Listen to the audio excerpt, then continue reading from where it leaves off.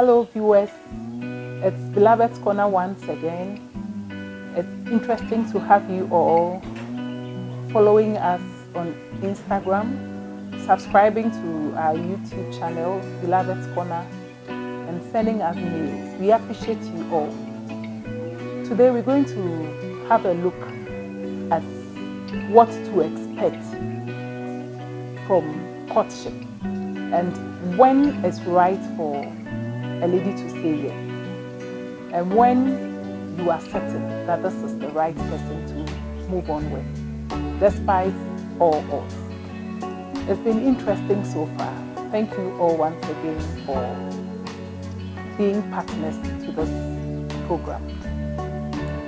Today we are looking at when a guy could propose to a lady. You've seen this girl, you are interested in her, your heart jumps anytime you see her. You are convinced that this lady can be a good wife. You are very sure that this is the one you want to settle down with, because it's very, very important as Christians to be able to stay with one woman for the rest of your life. That is what is expected of you. That is why Paul said that it is for us to avoid fornication. It is expedient that a man gets his own wife and then a lady gets her own husband. It will mean that one woman, one husband, one man, one wife. Now, when do I tell a woman I love you? When we have been friends, we have shared agape love that is unconditional. Despite all the odds, you really like this person. Other people might have issues with the person, but you are certain and convinced that you can protect her, you can shield her. You see a queen in her, and she also sees a king in you. Then you can go ahead and make your intentions known. But one thing women have to know is that a man doesn't come into your life to become your main source of supply. If you do that, it might go wrong somewhere. This is to say that the gentleman should be willingly, voluntarily helping you in all spheres of life, but not you depending on the gentleman for clothing, food, everything before the person takes you to the altar to ask your hand in marriage. So it means that every lady who aspires to be married or to be found by a gentleman should also find something to do. You should be able to fend for your home. When you read Proverbs 31, it's the lady who even seeks a field. It amazes me that the woman is the one to make a home. The gentleman asks you hand in marriage to help him achieve his aim, his goal as a father. So a woman is supposed to be a homemaker. So it becomes odd when the lady would have to depend totally on the man for everything, including undies and all. It would be nice if after marriage a gentleman knows the wife's size in terms of shoes, undies, anything of her taste. And then the gentleman out of love would want to also shower gifts onto the wife for she being so warm and nice to him. But doesn't mean that a gentleman should look after you and your family no matter what. I think if a wife would want to let the man prosper, then she should even shield him from in-laws feasting on him. It would be so unpleasant if the man will have to look after you and your family. What can you do? What properties or inheritance can you leave for your children if your husband will have to fend for everybody in your family? If it's your brother, you will not be happy. So women out there, let's try to do something with our lives. Let's try to work with our hands, and let's try to provide to support. Even during the marriage ceremony, there's nothing wrong if a lady comes up and says, I've been able to save this much, and this is what I would like to do to help. For the dowry, the man has to pay. For the items they're asking for, the man will have to work to bring. But it will be prudent if the wife also supports in a way that, oh, this is the little I've saved, so that we can marry quickly and start a home. It will be a blessing. The man would always remember. Is it right for a lady to propose to a gentleman? For me, I would say don't rush to do that. This is because if you are not careful, one day the gentleman would get up after any misunderstanding and say, after all, you wanted to marry me, I didn't want to marry you. What I've seen in the Bible is that the men asked the women's hand in marriage. Looking at Isaac's wife was brought to him. Looking at Jacob had to serve for 7 extra years to get the woman he really wanted to marry. So it tells you that love even sees waiting as a short period. A man would want to wait for the woman he really wants to spend his life with. This tells you what love can do.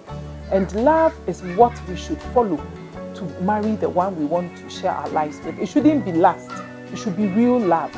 I could do anything because I want to have you in my home. I want to have you in my bed. It's exciting to know that a gentleman will do anything to wait for the lady he really wants to put up with. And it's to all the gentlemen waiting to marry the one they really love, I want to say kudos. Keep on keeping the faith. And the ladies, whatever is taking you too long to respond, may the Lord help you to know who really loves you. Women, I would say that it would be better for you to put up with a man who truly loves you, because the Bible says that men should love their wives and women should submit. This means that men should not go to any extent of buying the love of a woman, because it will be difficult for her to submit to you. And the ladies, the gentleman who doesn't love you, will be difficult for him to take very good care of you. So follow the one who loves you. Don't just go about money, structure, handsomeness. It's really important though. But for me, I would say that marry the one who truly, genuinely loves you. The one who really wants to cater for you and the family.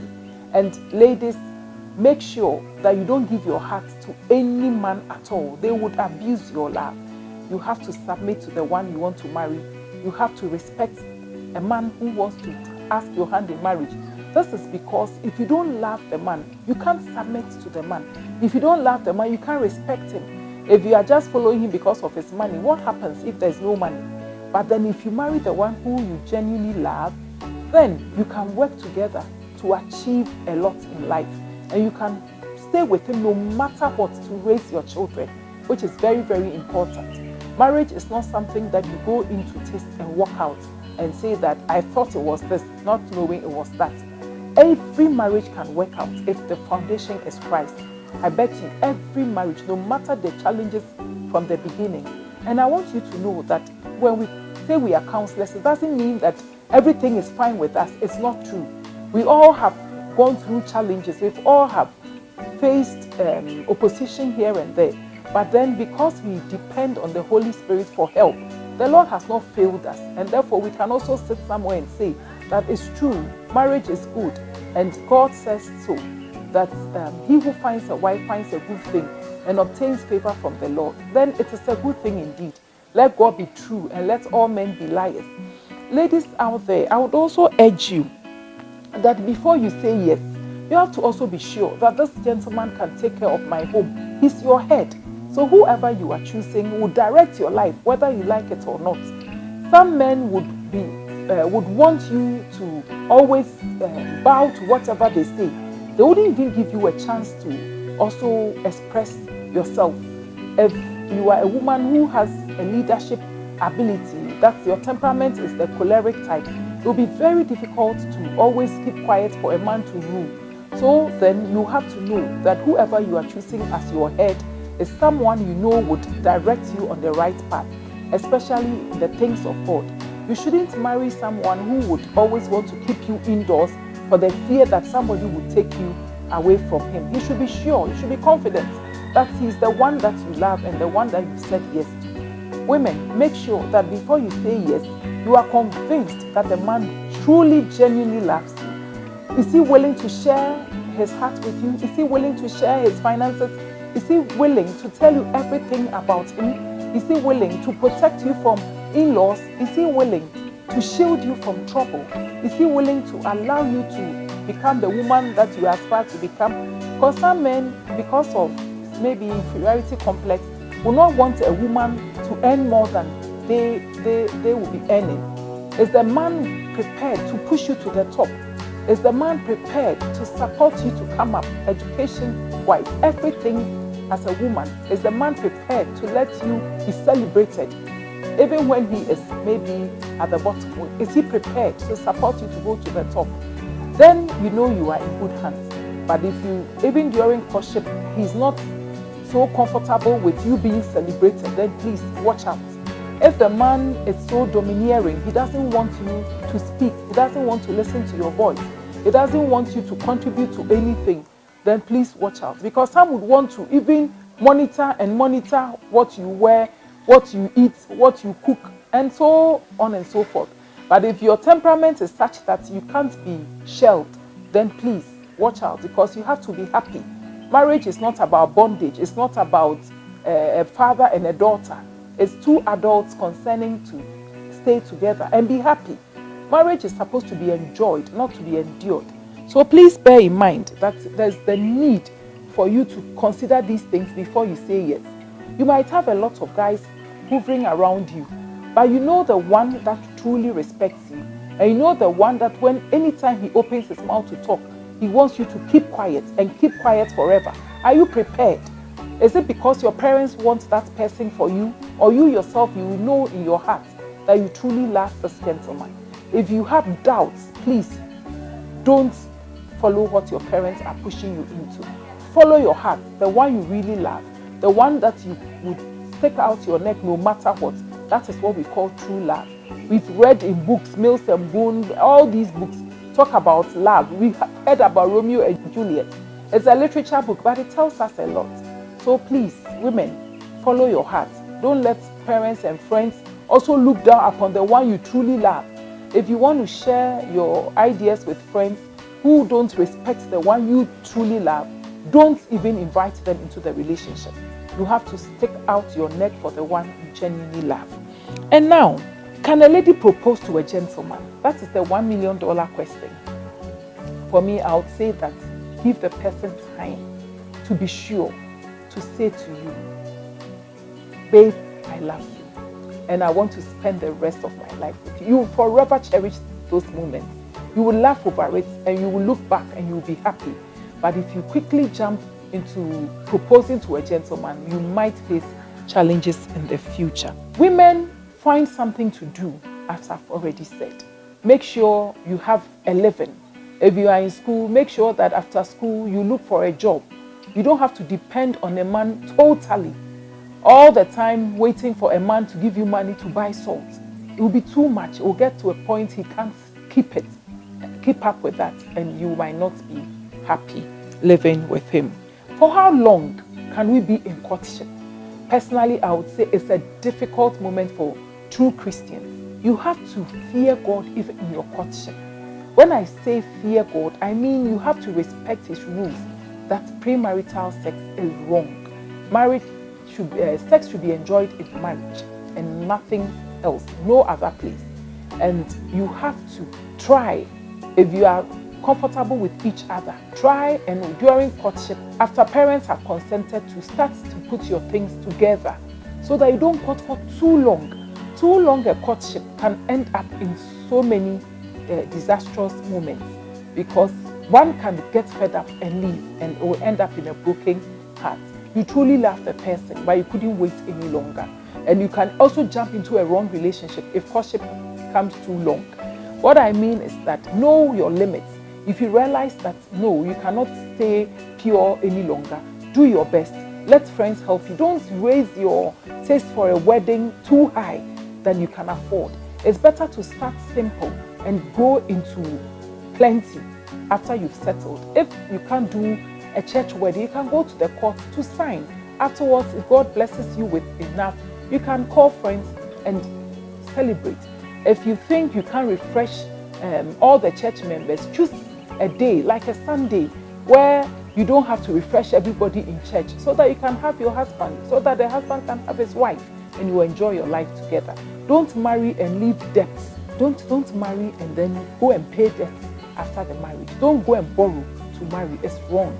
We borrow money to do business and get profits to expand. The challenges of short courtship, it's also when you meet the person and you think if you don't marry the person, someone else will snatch the person from you. This happens to the men a lot, especially when their hearts have been broken for too long. They meet a lady and they think, I have to marry you fast before things change. If you are not careful, you go into the marriage and now you have to adjust. So you court even whilst you are married. It's strange, isn't it? You cannot court during marriage. Courtship should be enjoyed, and you should look back at your courtship days and thank God. So please, don't rush into marriage. If you see someone less than a year, you want to marry the person quick, you have to ask yourself, why the rush? Let's take our time and put our plans together, and let's be sure before we tie the knot. A long courtship, to the disadvantage is that you might even end up getting pregnant before the marriage, which you might regret later. I would urge you that when you realize that it's becoming too long, put things together and plan well for a simple wedding and marry the one you love. I wish you all well. It's been Beloved's Corner. As you watch, you see the information being scrolled down the screen. Follow us on Instagram, like our page on Facebook, send us email belovedcorner@gmail.com. Thank you, lovely viewers. We'll come your way next time. Bye for now.